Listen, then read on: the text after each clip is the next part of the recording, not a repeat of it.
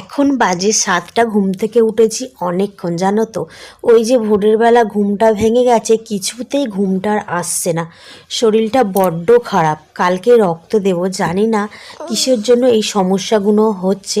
তো ঘুম থেকে চুপ করে শুয়েছিলাম, যেহেতু শরীরটা ভালো নয়।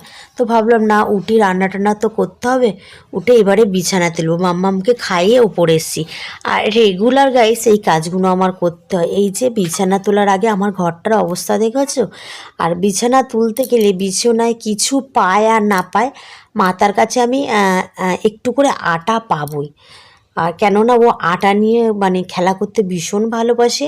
ওই যে রাতে আমরা রুটি করি না, আটা নিয়ে খেলা করে, রাতে শোয়ার সময় মানে ঘুমাতে আসার সময় আটাটা হাতে করে নিয়ে আসবে, নিয়ে ওই আটা মানে আটা হাতে নিয়ে ঘুমিয়ে পড়ে।